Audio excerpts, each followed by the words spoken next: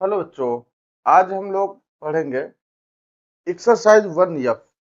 हम लोगों ने पिछली क्लास में 1D तक हल कर लिया था। अब आगे देखते हैं। एक्सरसाइज हमारी जो 1F है, इसमें कुछ जो महत्वपूर्ण नियम है उनके बारे में हम लोग पढ़ेंगे। जैसे कि गुणात्मक प्रतिलोम क्या होता है, कुछ तत्समक अवयव के बारे में जानेंगे। ठीक, तत्समक अवयव वगैरह वो इसी में हम लोग पढ़ेंगे। जैसे सबसे पहला जो पॉइंट आता है यहाँ पर, तो सबसे पहला पॉइंट हम लोग पढ़ेंगे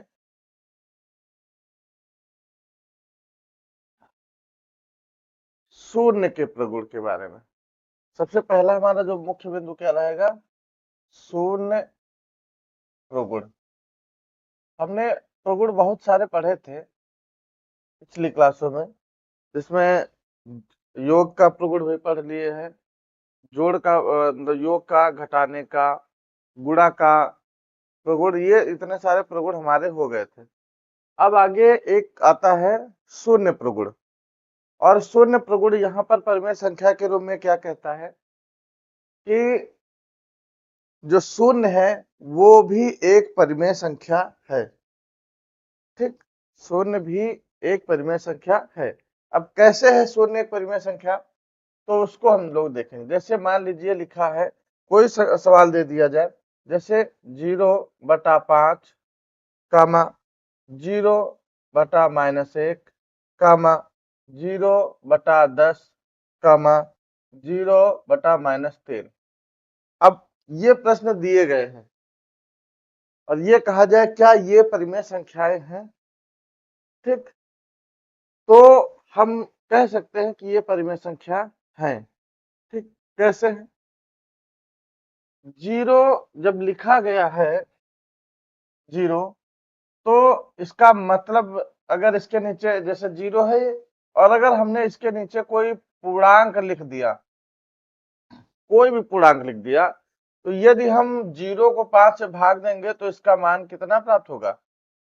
0 ही प्राप्त होगा। ठीक, ऐसे ही 0 को -1 से भाग देंगे तब भी 0 प्राप्त होगा, 0 को 10 से भाग देंगे तब भी 0 प्राप्त होगा, 0 को -3 से भाग देंगे तब भी 0 प्राप्त होगा।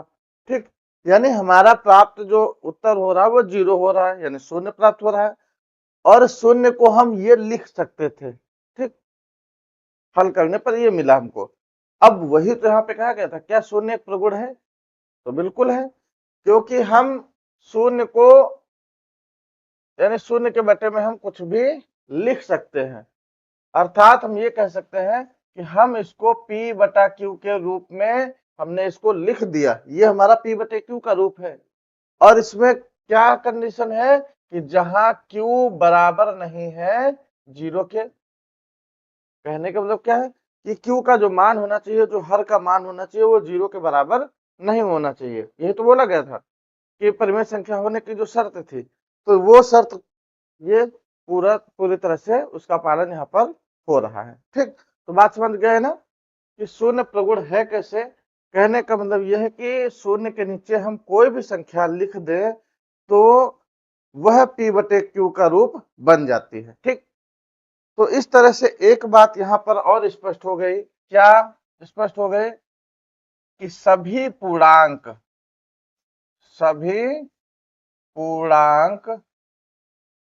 पूर्णांक परिमेय संख्या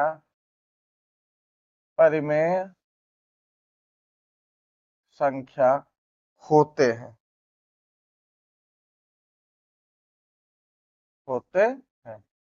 ठीक, सभी पूर्णांक परिमेय संख्या होते हैं। पूर्णांक की कंडीशन आप लोगों को पता होगी। क्या होती है पूर्णांक की कंडीशन? पूर्णांक की कंडीशन होती है, ये पूर्णांक में क्या बीच में 0 होता है। ठीक, बीच में 0। पूर्णांक में जिसमें धनात्मक, ऋणात्मक और बीच में शून्य भी सम्मिलित हो, वो आपके पूर्णांक कहलाते हैं। तो यहाँ पर 0 होगा और इसके दाहिनी ओर +1, +2, +3 ऐसे आपकी संख्या चलेगी। बाई ओर -1, -2, -3, -4 ये ऐसे संख्याएं आपकी चलेंगी। तो यहाँ पर ये जितने भी मान दिए गए हैं वो आपके सभी के सभी पूर्णांक हैं और साथ में सभी की सभी परिमेय संख्या हैं। और परिमेय संख्या कैसे है, यदि इनके नीचे हम एक लिख दे, सबके नीचे एक लिखा जा सकता है, ठीक, क्योंकि एक का कोई महत्व नहीं होता है। और जैसे हम एक लिख देंगे तो ये आपका बन जाएगा P बटे Q का रूप, और P बटे Q का रूप बनेगा जहां पर क्या होगा, Q का जो मान है वो 0 के बराबर नहीं होगा। तो इसलिए हम कह सकते हैं जितने भी पूर्णांक है वो सभी के सभी परिमेय संख्या होते हैं। ठीक, चलिए दूसरा टॉपिक। दूसरा एक और, जैसे कोई भी पूर्णांक आपका लिखा है, ठीक, कोई भी पूर्णांक लिखा है, यदि हम उसमें शून्य जोड़ दें, ठीक, तो उसका जो मान है वही प्राप्त होगा, ठीक। और जब वही मान प्राप्त हो जाए तो इसी को कहा जाता है तत्समक अवयव, ठीक। अब यहाँ पर जोड़ के आ रहा है तो इसलिए कहा जाएगा योग का तत्समक अवयव, ठीक। तो योग का तत्समक अवयव अगर आपसे कहा जाए तो क्या होगा, तो वो होगा शून्य, ठीक। क्यों, क्योंकि शून्य एक ऐसी संख्या है जिसको हम यदि उसी में जोड़े, किसी भी संख्या में जोड़े तो हमको वही संख्या प्राप्त हो जाएगी। अर्थात हम ये कह सकते हैं कि यदि हम कोई संख्या हमने a ले लिया और उसमें हमने 0 को जोड़ दिया तो हमें a ही प्राप्त हो जाएगा, ठीक।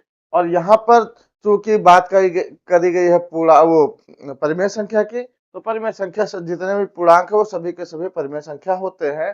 तो हमने यहाँ पे पूर्णांक लिया है, अगर आप परिमेय संख्या लेना चाहें तो परिमेय संख्या भी लिख सकते हैं ऐसे, उसका मान भी आपका यानी उसमें 0 जोड़ेंगे परिमेय संख्या में भी, तब भी वो परिमेय संख्या ही आपका प्राप्त हो जाएगा, ठीक। तो अगर आपसे कहा जाए शून्य योग का तत्समक अवयव है तो कथन सत्य है, ठीक। क्यों, तत्समक अवयव का मतलब ही होता है कि हम उसमें जोड़े या घटाएं, हमें वही यदि प्राप्त हो जाए, ठीक। योग का है तो जोड़ने पर, गुणा का है तो गुणा करने पर वही संख्या प्राप्त हो जाए, भाग का है तो भाग में वही संख्या प्राप्त हो जाए, ठीक। तो फिर चलिए आगे,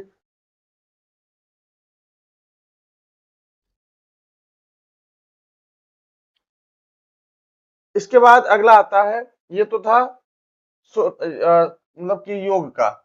इसके बाद आता है एक का प्रगुण, एक, ठीक, एक का प्रगुण, एक का प्रगुण।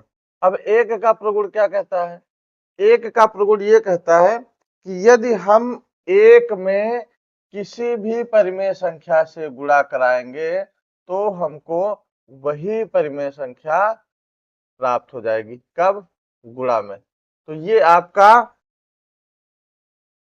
गुणा का तत्समक अवयव है, ठीक।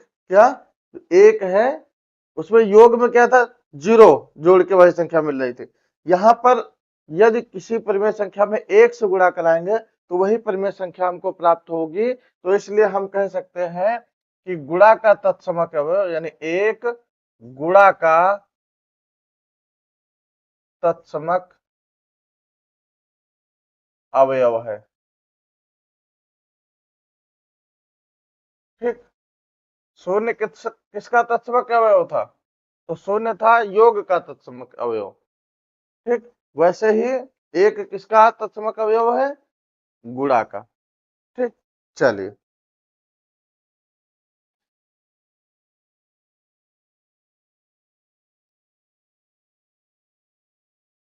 अब बात करते हैं योगात्मक। अब पहले बताया था दो टॉपिक यहाँ पे और पढ़ेंगे, योगात्मक प्रतिलोम और गुणात्मक प्रतिलोम। तो हम लोग पहले योगात्मक प्रतिलोम देख लेते हैं। योगात्मक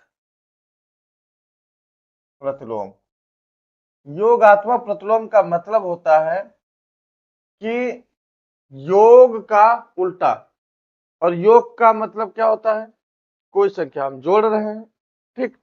तो जो परिमेय संख्या दी जाए यदि वो प्लस की है तो उसका उल्टा यानी संगत निकालेंगे, माइनस, ठीक, की जो संख्या होगी वही है। तो जैसे यहाँ पर आपका लिखा है P बटा Q का योगात्मक प्रतिलोम। तो योगात्मक प्रतिलोम का मतलब है कि हम इसमें ऐसी कौन सी संख्या जोड़े कि जिससे इसका योगफल जो मिले हमको वो 0 मिल जाए।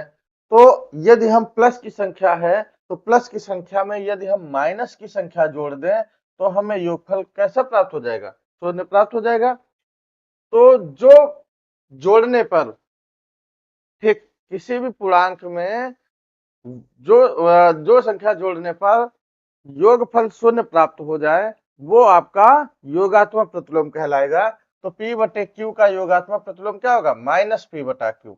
अब यहाँ पर क्या किया गया है? तो हम सीधा सीधा कह सकते हैं -1 से गुणा। ठीक, कोई भी किसी भी संख्या का योगात्मक प्रतिलोम अगर आपको ज्ञात करने के लिए कहा जाए तो योगात्मक प्रतिलोम ज्ञात करने के लिए सीधा सीधा आप -1 से गुणा कर देंगे। बस, जो भी मान दिया गया, प्लस का है तो -1 से गुणा, माइनस का दिया है तो -1 से गुणा। ठीक, चलिए आगे। अब अच्छा, ये तो योगात्मक प्रतिलोम की बात करी गई। गुणात्मक प्रतिलोम, गुणात्मक प्रतिलोम। देखो, योगात्मक प्रतिलोम में क्या था कि हम उनको जोड़े आ जाए 0, लेकिन गुणात्मक प्रतिलोम में उल्टा हो जाता है। गुणात्मक प्रतिलोम का मतलब होता है गुणा कराने पर। ठीक, तो गुणा क्या कराएं? इसमें कहा यह जाता है कि हम ऐसी किस संख्या से गुणा कराएं कि जिससे उसका गुणनफल 1 प्राप्त हो जाए। ठीक, तो गुणनफल 1 प्राप्त होने का मतलब क्या है कि जो संख्या दी जाएगी उसका जो उल्टा मान प्राप्त होगा। ठीक, उसका जो उल्टा मान होगा, व्युत्क्रम जो मान होगा, वही उसका गुणात्मक प्रतिलोम होगा। तो हम कह सकते हैं कि P बटा Q जो लिखा है, P बटा Q, ठीक, का अगर हमसे कहे गुणात्मक प्रतिलोम क्या है तो हम इसे लिख सकते हैं Q बटा P। ठीक, Q बटा P, अर्थात हम इन दोनों का अगर गुणा कराएंगे, पहली संख्या जो गुणात्मक प्रतिलोम का, तो गुणा कराने पर उसका मान हमको 1 प्राप्त होगा। योगात्मक में 0 और इसमें 1। ठीक, चलिए अब हम लोग आ जाते हैं अपने एक्सरसाइज पे। बाकी जो कुछ भी है वो हम लोग वहां पर एक्सरसाइज में देखेंगे। ठीक, पहला आपका सवाल है एक्सरसाइज का, कह रहा निम्नांकित कथनों के सम्मुख सत्य या असत्य लिखिए। कहने का मतलब यह है कि यहाँ पर जो आपको कथन दे दिया गया है उस कथन को देखना है कि यहाँ पे जो बात कही जा रही वो सत्य है या असत्य। तो इसमें पहला सवाल क्या दिया गया? कह रहा -6/7, और इसमें यदि हम +6/7 जोड़ दें तो कह रहा ये जो जोड़ आएगा वो परिमेय संख्या नहीं होगा। तो देखो, -6/7 +6/7 दोनों को यदि हमने जोड़ा, चिन्ह समान चिन्ह की संख्याएं हैं, तो असमान चिन्ह की संख्या हमेशा आपस में घटती है। ठीक, तो ये तो घट के हो जाएगा 0, और 0 अभी हम लोगों ने पढ़ा है कि 0 क्या है? परिमेय संख्या है। तो इसका मतलब ये कथन आपका कैसा दिया गया है? ये कथन आपका असत्य दिया गया है। ठीक, चलिए अगला। परिमेय संख्याओं में योग का तत्समक अवयव 0 होता है। परिमेय संख्याओं में योग का तत्समक अवयव 0 होता है। योग का तत्समक अवयव। ठीक, बात समझ में आई? कहने का मतलब हमने क्या बताया था कि हम परिमेय संख्या में ऐसी कौन सी संख्या जोड़े जिससे योगफल वही प्राप्त हो जाए। तो उसमें क्या जोड़ते थे? 0, और 0 को यही तो बताते थे कि तत्समक अवयव होगा यदि हमें जोड़ने पर वही संख्या मिल जाए। तो इसका मतलब ये कथन आपका कैसा है? ये कथन आपका सत्य है। आगे, परिमेय।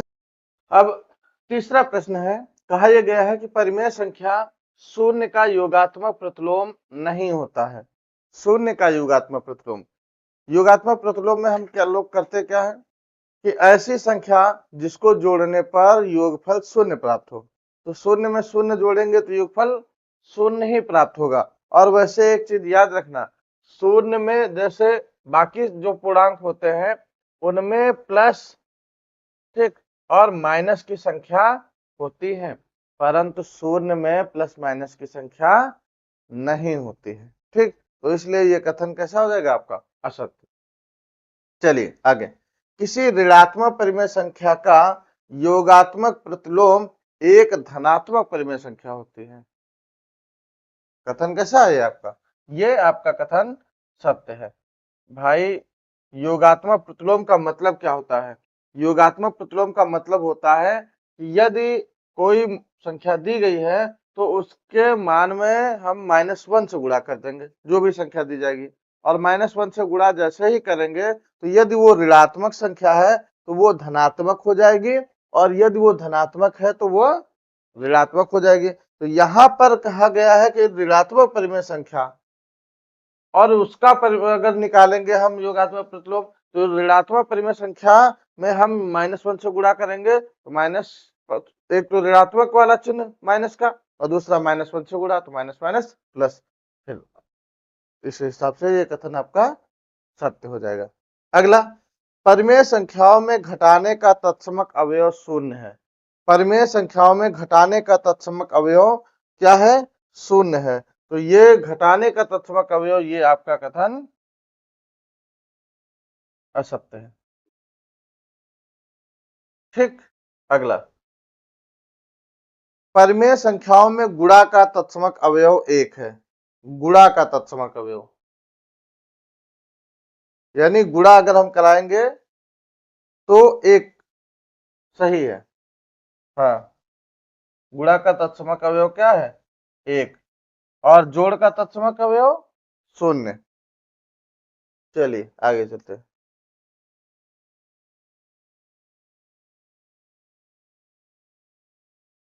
एक ऋणात्मक परिमेय संख्या का गुणात्मक प्रतिलोम एक ऋणात्मक परिमेय संख्या होती है। यह भी कथन सत्य है। देखो, जब योगात्मक प्रतिलोम की बात करी जाएगी तो योगात्मक प्रतिलोम में चिन्ह बदलता है, लेकिन गुणात्मक प्रतिलोम में चिन्ह नहीं बदलता है। बस फर्क क्या हो जाता है कि जैसे मान लीजिए एक संख्या ऐसे लिखी है तो वो उसका व्युत्क्रम हो जाता है, कहने का मतलब वो संख्या पलट जाती है। जो हर में होगा वो अंश में चला जाएगा, और जो अंश में होगा वो हर में चला जाएगा। ठीक, चलो आगे। अगला क्वेश्चन है, यदि परिमेय संख्या यक्स का योगात्मक प्रतिलोम यक्स है तो यक्स बराबर क्या होगा? 0। क्यों? क्योंकि ये कथन सत्य है। क्यों? क्योंकि शून्य एक ऐसी संख्या है जो ना तो ऋणात्मक है और ना ही धनात्मक है। ठीक, चलो क्वेश्चन नंबर 2। क्वेश्चन नंबर 2 में बोला गया है कि रिक्त स्थानों की पूर्ति कीजिए। इसमें अब आपको पूर्ति करना है। तो यहाँ पर अगर हम ध्यान से देखें तो एक तो ये क्वेश्चन हमको हल करके हम इसका उत्तर निकाल सकते हैं, और दूसरा कि हम इसे बिना हल किए निकाल सकते हैं। तो हम पहले हल करके बता दें, ठीक, उसके बाद बिना हल किए देखते हैं। तो जैसे लिखा क्या है, -5/12 ब्रैकेट, फिर प्लस। अब यहाँ पे कह रहा है रिक्त स्थान में क्या भरे कि योग जो जोड़ है यहाँ जाए, तो हमने मान लिया कि यक्स भरे, तो बराबर में कितना? -5/12। ठीक, इसके बाद हमने आपको पक्षांतर का नियम बताया था। पक्षांतर का नियम क्या बताया था कि यदि एक और संख्या माइनस की है तो दूसरे ओर हो जाए, जब जाएगी तो वो प्लस की हो जाएगी, और यदि एक पक्ष मतलब एक और प्लस में है तो दूसरे ओर माइनस में, यदि माइनस की है तो वो प्लस की, और यदि गुणा में है तो चिन्ह पलट जाएगा, मतलब की संख्या पलट जाएगी। ठीक, यानी गुणा में है तो वो भाग में चली जाएगी, भाग में तो गुणा में चली जाएगी। तो यहाँ पर आपकी ये पहले संख्या लिखी थी -5/12, इधर ये माइनस की संख्या है, दूसरी तरफ चली जाएगी तो ये प्लस की हो जाएगी 5/12। तो ये दोनों असमान चिन्ह की संख्या है, तो घट के कितना बचेगा? 0। ठीक, तो हम यहाँ सीधा क्या भर देंगे? 0। एक तो तरीका ये था हमारा हल करके करने का। दूसरा तरीका क्या था क्वेश्चन में ये कहा गया है कि हम -5/12 में क्या जोड़े कि -5/12 ही प्राप्त हो जाए। तो हमने सबसे पहले ही बोला था शून्य का तत्समक अवयव पढ़ाया था, शून्य का तत्समक अवयव। और शून्य का जब तत्समक अवयव बता रहे थे तो हमने बताया था कि यदि किसी भी संख्या में शून्य को जोड़ा जाएगा तो हमको वही संख्या प्राप्त होगी। ठीक, वही संख्या प्राप्त होगी। तो वही तो यहाँ पे है कि संख्या में हमें क्या जोड़ना है कि वही संख्या प्राप्त हो जाए। तो शून्य का तत्समक अवयव यानी 0, शून्य का नहीं, योग का तत्समक अवयव। ठीक, योग का तत्समक अवयव क्या होता है? शून्य होता है। अब यहाँ पे क्या है? -4/5, फिर माइनस। अब कह रहा -4/5 में हम क्या घटाएं कि योगफल 0 हो जाए। अब देखो योगफल क्या, यहाँ पे घटाने की बात कही जा रही है। तो क्या घटाएं कि योगफल 0 हो जाए? तो फिर हमें 0 लाना है, और 0 लाने के लिए जब हम उसी संख्या में वही संख्या घटा दें तभी तो योगफल 0 मतलब कि अंतर 0 आएगा। तो यहाँ पे हम क्या करेंगे, माइनस का यदि 4/5 ही घटा दें तो अब देखो ये माइनस माइनस प्लस हो जाएगा, एक संख्या प्लस की और दूसरी माइनस की, दोनों को हल करेंगे 0 आ जाएगा। ठीक, एक तो ऐसे कर सकते थे, दूसरा इसको हल कर सकते थे कैसे, -4/5 ये लिखा। अब यहाँ पे कह रहा क्या घटाएं, तो हमने माइनस का लिख दिया यहाँ x बराबर में कितना 0। तो ये माइनस का x बराबर ये 0, ये इधर माइनस का दूसरे पक्ष में चला जाएगा, प्लस का हो जाएगा 4/5, या x बराबर ये इधर आपका 4/5 बचेगा, ये माइनस का है, माइनस चिन्ह से गुणा करा दो तो दूसरी तरफ किसका आ गया, माइनस का 4/5। ठीक, ऐसे कर लो।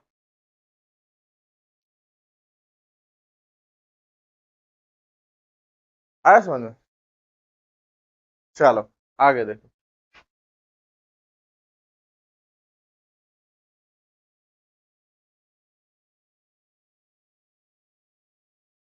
अगला प्रश्न है आपका, ये बोला गया है 3 नंबर, कह रहा है 1/2 माइनस का लिखा है और इसकी घात -1 लिखी है।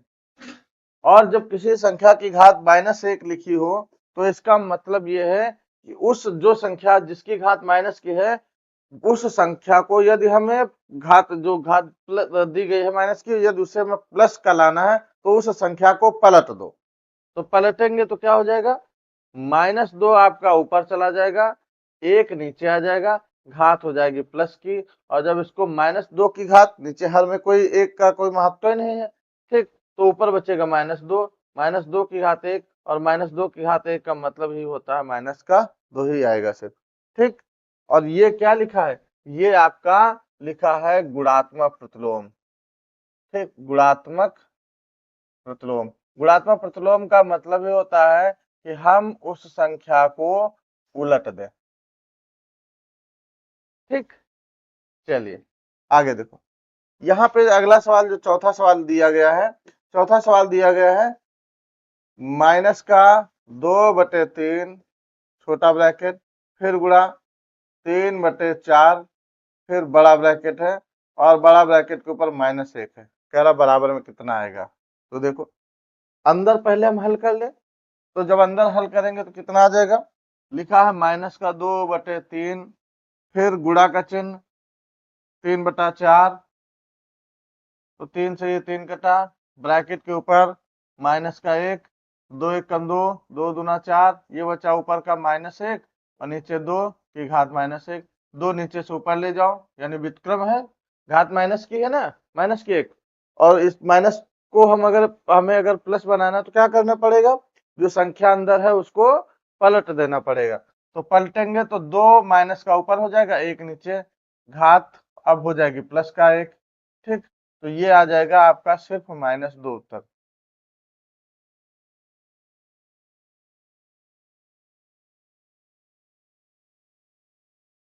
ठीक, चलिए, तो इस तरह से ये आपका दूसरे नंबर के सारे प्रश्न कंप्लीट।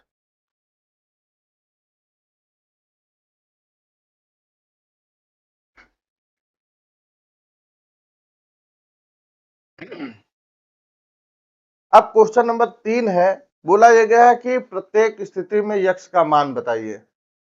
चलो, लिखा है 2/3 और गुणा है यक्स बराबर 1। देखो, गुणा में संख्या लिखिए, और हमने पहले ही बताया था कि यदि एक पक्ष में संख्या आपकी गुणा में है तो जब भी आप पक्षांतर करेंगे तो वो पक्षांतर में करने पर वो संख्या पलट जाएगी, यानी दूसरी तरफ जैसे जाएगी तो जो हर में है वो अंश में चला जाएगा, यानी ऊपर जो ऊपर है वो नीचे चला जाएगा। तो यक्स बराबर, आप गुणा कराओ, 3 का 1 से गुणा 3 और बटे 2, यही आपका उत्तर।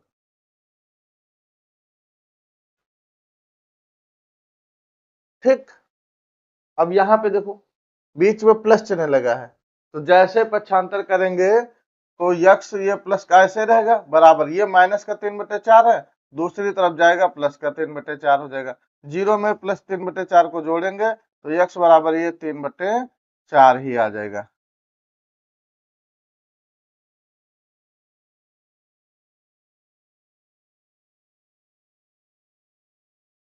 ठीक, चलो,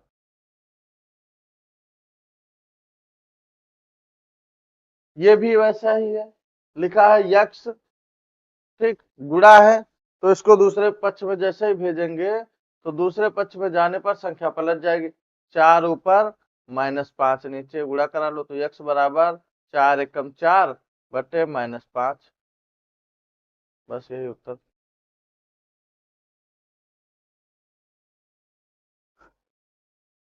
ठीक, आगे ये वाला देखो, इसको भी यहाँ पे लिखा है जैसे आपका एक्स गुणे -6 बटे -7, तो माइनस माइनस कट गया पहले तो, बराबर में 1, या एक्स बराबर ये गुणा में है तो दूसरे पक्ष में जाएगा पलट जाएगा।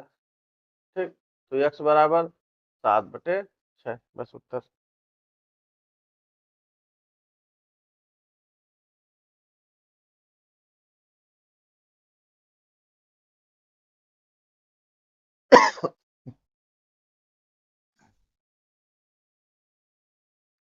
यहाँ पे देखो, इसको तो सीधा सीधा हल कर लेंगे, क्या, -5/4 गुणा का चिन्ह 4/-5 बराबर कितना, एक्स, तो 4 से 4 कटा, 5 से 5 कटा, तो एक्स बराबर इधर कितना बचा, ऊपर -1 नीचे -1, तो माइनस माइनस कट जाएगा, +1।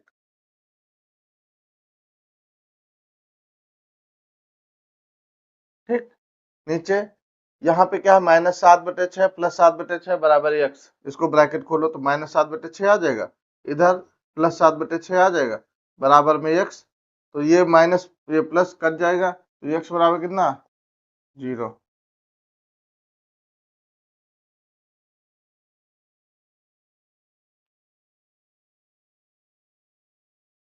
चलो आगे,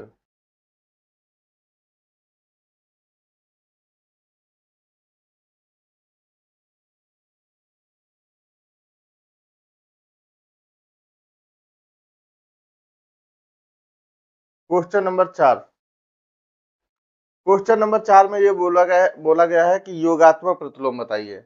हमने बताया था योगात्मक प्रतिलोम जब भी निकालने के लिए कहा जाए तो जो संख्या दी जाए उसमें -1 से आपको क्या कराना है, सीधा सीधा गुणा। तो देखो, जैसे 1/2, पहला सवाल है 1/2 का योगात्मक प्रतिलोम, ऐसे भाषा में लिख देंगे योगात्मक प्रतिलोम, तो क्या आएगा,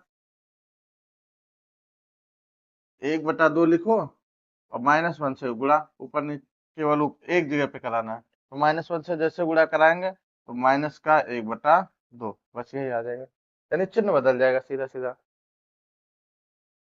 तो अब हम डायरेक्ट लिख रहे हैं सबके, जैसे -3/8 है तो इसमें जैसे यहाँ लिख देंगे, ऐसे दूसरा प्रश्न, -3/8 का योगात्मक प्रतिलोम, तो क्या आ जाएगा, -3/8 गुणा -1, तो हल करो तो ये माइनस माइनस प्लस हो जाएगा, 3/8। ठीक, जीरो का योगात्मक प्रतिलोम 0 ही होगा, उसमें क्योंकि माइनस प्लस होता ही नहीं है। यहाँ पे -4/7 है, -4/-7, तो ये तो पहले ही माइनस माइनस प्लस हो जाएगा, तो इसका जैसे ही हल करेंगे या फिर ऐसे डायरेक्ट लिखो, -4/-7 का योगात्मक प्रतिलोम, योगात्मक प्रतिलोम। तो क्या बनेगा, सीधा -1 से गुणा, तो गुणा कराओ, -4/-7 था, -1 से गुणा, तो माइनस माइनस प्लस 4/-7, ऐसे भी लिख सकते हैं।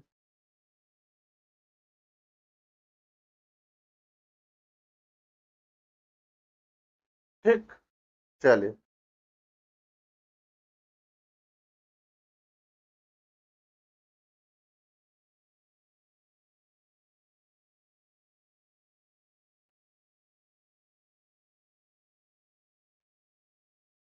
अब बात करते हैं गुणात्मक प्रतिलोम की। गुणात्मक प्रतिलोम, तो गुणात्मक प्रतिलोम का मतलब देखो, इसमें गुणात्मक मतलब गुणा किया जाएगा और ऐसी संख्या से गुणा किया जाएगा जिससे गुणा कराए तो इसका मान 1 प्राप्त हो जाए। जैसे 8/13 लिखा है, तो 8/13 का गुणात्मक प्रतिलोम, गुणात्मक प्रतिलोम। और गुणात्मक प्रतिलोम की जब बात करते हैं तो जैसे मान लीजिए यक्स लिखा है, तो यक्स का गुणात्मक प्रतिलोम का मतलब होता है 1/x, यानी 1/x। ठीक, तो यहाँ पर 1/x का मतलब क्या हुआ कि इसके नीचे जो एक था, कुछ नहीं था तो एक मान लिया, तो जब एक मान लेंगे तो संख्या को पलट देंगे। तो या फिर हम इसको ऐसा भी लिख सकते हैं, 1/8/13 ऐसे लिखेंगे। तो ये जब संख्या नीचे से ऊपर जाएगी, इसके नीचे कुछ नहीं था तो एक मान लेंगे, संख्या जैसे ही पलटेंगे तो 13 ऊपर चला जाएगा, 8 नीचे चला जाएगा। या फिर हम डायरेक्ट ऐसे लिख दे, 8/13 का गुणात्मक प्रतिलोम, संख्या को सीधा पलट दो। ठीक, यानी जो हर में था वो अंश में चला जाएगा और जो अंश में था वो हर में चला जाएगा। और गुणात्मक प्रतिलोम का हमने बताया था क्या मतलब क्या होता है कि हम परिमेय संख्या में या पूर्णांक में उसके गुणात्मक प्रतिलोम से यदि गुणा करें तो उसका जो मान होना चाहिए वो 1 प्राप्त होना चाहिए। तो देखो, प्राप्त 1 हो जाएगा। तो 1 कब होगा, यदि हम संख्या को पलट देंगे। ठीक, जैसे यहाँ पे लिखा -6/19 का गुणात्मक प्रतिलोम, तो इसको क्या करेंगे, सीधा सीधा कुछ नहीं, संख्या को पलट दो। गुणात्मक प्रतिलोम, गुणात्मक मतलब गुणा का, प्रतिलोम उल्टा। तो यहाँ पर बस 19 ऊपर -6 नीचे। ठीक, चलो इसी तरह से 17/-16 का गुणात्मक प्रतिलोम, तो 17/-16 का गुणात्मक प्रतिलोम कितना हो जाएगा, हाँ कितना हो जाएगा, -16 ऊपर 17 नीचे। यहाँ पे देखो कितना, -9 का गुणात्मक प्रतिलोम, तो -9 का गुणात्मक प्रतिलोम का मतलब क्या, सीधा सीधा, अब देखो इसके नीचे कुछ नहीं तो हम 1 मान लेंगे, जब पूर्णांक दिया जाए और इसके नीचे कुछ ना हो तो आप सीधा 1 मान लो, तो गुणात्मक प्रतिलोम। अब इसका भाई प्रतिलोम का मतलब उल्टा कर दो, तो उल्टा करेंगे 1 ऊपर चला जाएगा, 9 नीचे। ठीक, अब जैसे यहाँ पे है 17 लिखा है, तो 17 का गुणात्मक प्रतिलोम, तो 17 का गुणात्मक प्रतिलोम कितना हो जाएगा, तो 17 का गुणात्मक प्रतिलोम, इसके नीचे कुछ नहीं तो 1 मान लो, 1 ऊपर 17 नीचे। इसको हल कर लो, छोटा कर लो, तो जैसे क्या है, 2/5 गुणा 9/4, तो इसको हल करेंगे कितना आ जाएगा, 2 1 कम 2, 2 दूना 4, 9 1 कम 9 बटे 5 दूना 10। अब ये 9/10 बन गया। अब इसका निकाल लो का गुणात्मक प्रतिलोम, गुणात्मक प्रतिलोम, तो क्या हो जाएगा, 10/9।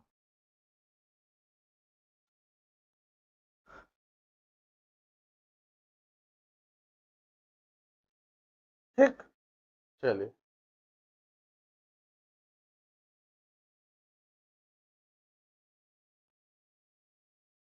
तो इस तरह से ये आपकी प्रश्नावली पूरी की पूरी